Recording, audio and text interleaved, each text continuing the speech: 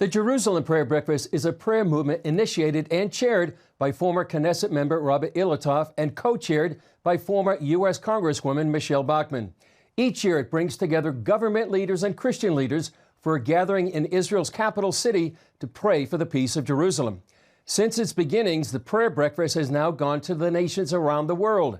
I talked with its director, Albert Wexler, about the impact of the prayer breakfast and where it's coming next. Albert Wexler, director of the Jerusalem Prayer Breakfast. Great to be with you here in Jerusalem Dateline. Thank you for having me.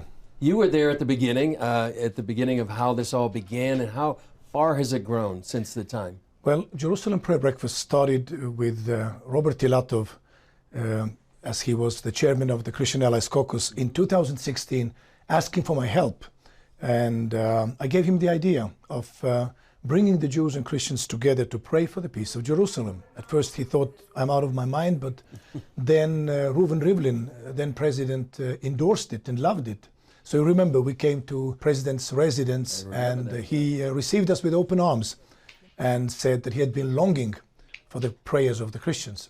Now we've had 16 prayer breakfasts in addition to the 6 we've had in Jerusalem, the annual ones here.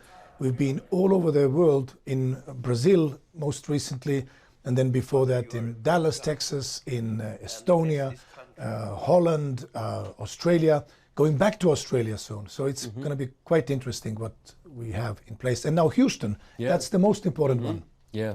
What kind of reaction do you have people in different countries and different cities when they attend a Jerusalem prayer breakfast?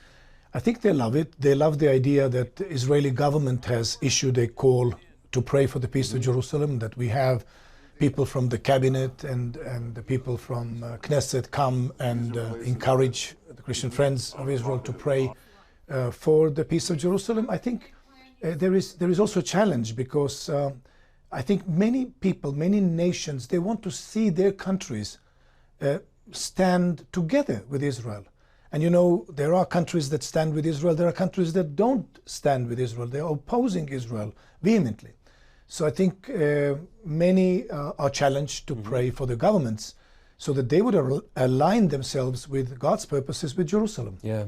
You talked about Houston. Tell us about what's coming up. Houston, we will have a great event in the Westin Hotel in Galleria. We have the mayor of Houston welcoming us.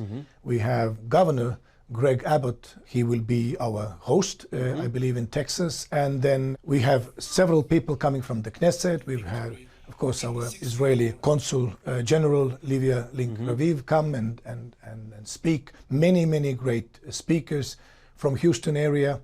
And I think the most important part, people will gather and pray.